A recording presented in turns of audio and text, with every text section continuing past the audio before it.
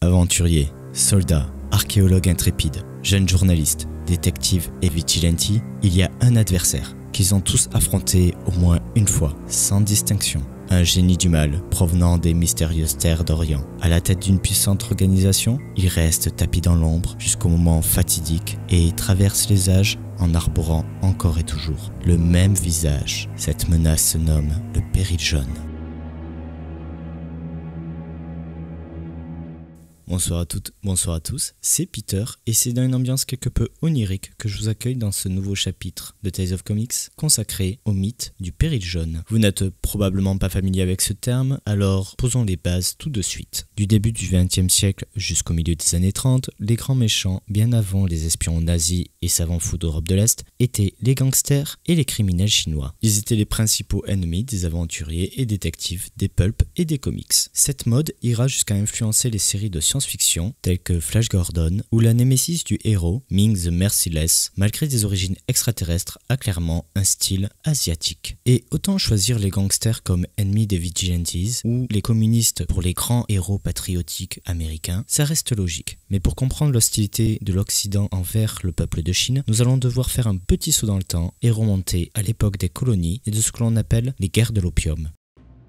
Ce sont tout simplement des conflits commerciaux entre les dirigeants de Chine, la dynastie Qing, désolé je n'ai pas fait chinois en seconde langue, et plusieurs pays d'Occident, notamment la couronne britannique. Les raisons du conflit sont elles aussi très simples à comprendre. La Chine veut cesser le commerce de l'opium, le Royaume-Uni veut continuer à en vendre. Il y aura deux guerres de l'opium. La première a eu lieu entre 1839 et 1842, dont les Britanniques sortiront vainqueurs, ce qui amènera la Chine à signer le traité de Nanking qui accorde l'exclusivité de la vente d'opium à la couronne britannique. En 1850, l'empereur de Chine meurt et peu de temps après éclate la révolte de Taiping. C'est une guerre civile menée par un leader religieux issu de la chrétienté lazariste, disant être le frère cadet de Jésus.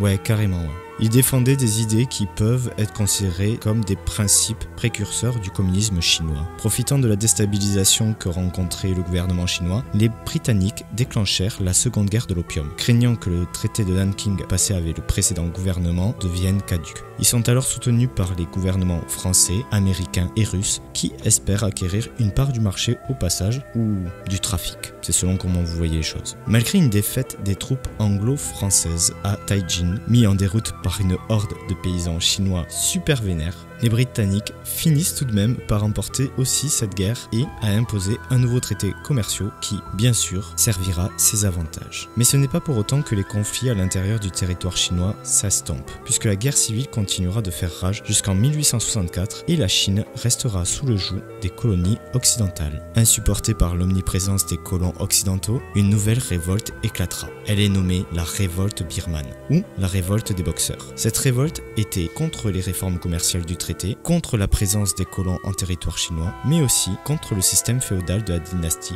Qing. Si vous vous demandez pourquoi elle est appelée révolte des boxeurs, c'est parce qu'elle fut prétendument fomentée par une société secrète ou secte martiale d'origine birmane nommée le Point de la Justice et de la Concordance. De là à y voir un lien avec la secte assassin asiatique nommée La Main de la série Daredevil, il n'y a qu'un pas que je franchis sans la moindre hésitation. Cette secte martiale aurait été financée et utilisée de longue date par l'impératrice Cixi, qui était l'ancienne concubine de l'empereur et souhaitait régner sans partage sur la dynastie Qing. Prenez ces informations avec des gros guillemets, car ceci est la version officiellement historique que donne l'Angleterre.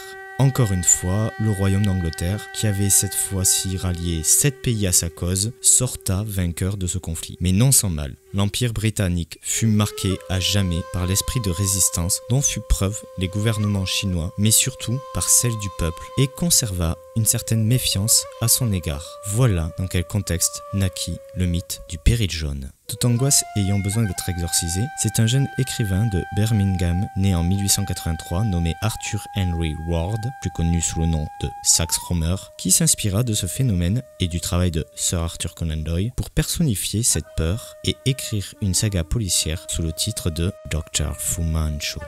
Dans ce premier volume, Sax Rohmer met en scène un agent secret de la couronne britannique, Nayland Smith, arrivant par surprise de pleine nuit chez son ami le docteur Petrie, le corps recouvert de diverses cicatrices. Une fois soigné, Nayland révèle qu'une terrible menace plane sur Londres, rôdant librement dans ses rues, et qu'elle compte détruire l'Empire au travers de meurtres de plusieurs figures de l'autorité britannique. Cette menace provenant des colonies orientales n'a pas de visage, seulement un nom, Fu Manchu. Le succès de ce premier récit est immédiat, et grâce à cela, Sax Rohmer sera l'un des auteurs les mieux payés des années 20. Il y aura 2 autres tomes qui feront suite, à savoir The Return of Dr. Fu Manchu et Sifan, The End of Fu Manchu. Il y aura de nombreux autres récits qui prolongent la saga et de la lutte de Nayland Smith et du Dr. Petrie contre la conspiration mondiale du diabolique Docteur Asiatique. Il y aura notamment 2 adaptations pour la télé, sorties en 1923 et en 1924. Évidemment, qui dit succès de la littérature dit adaptation, et les 3 premiers titres sortiront sur le grand écran entre 1929 et 1931. La plupart conservent leur titre d'origine, excepté le 3e film qui changera son intitulé Sifan pour The Daughter of the Dragon.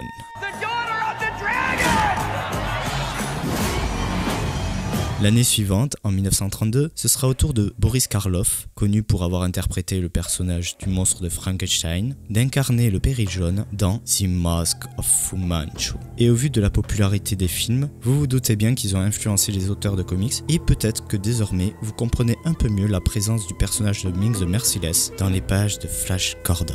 Quel que soit le média dans lequel il apparaît, quel que soit le nom sous lequel il se présente, l'ombre jaune conserve certaines spécificités. La première que vous avez déjà remarqué, il est d'origine orientale, le plus souvent asiatique, mais il y a eu quelques exceptions concernant ce dernier point.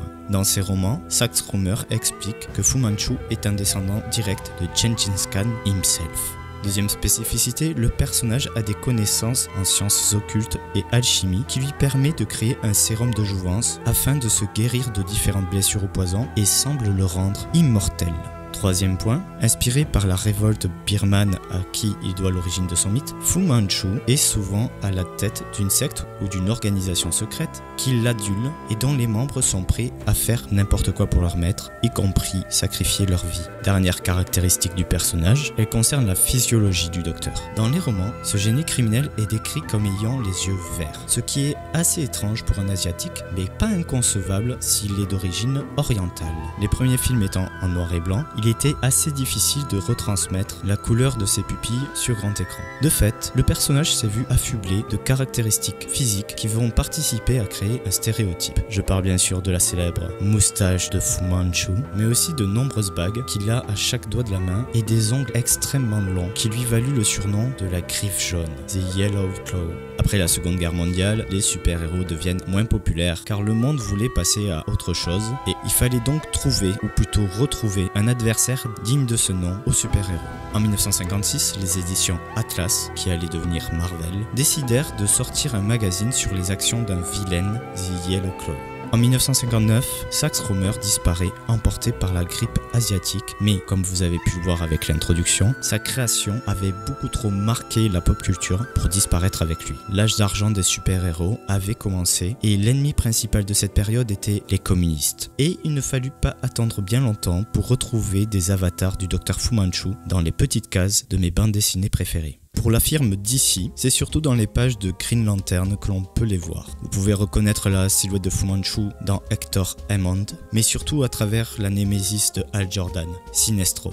Vous ne trouvez pas ça flagrant? Attendez 2 secondes. Voilà, c'est mieux?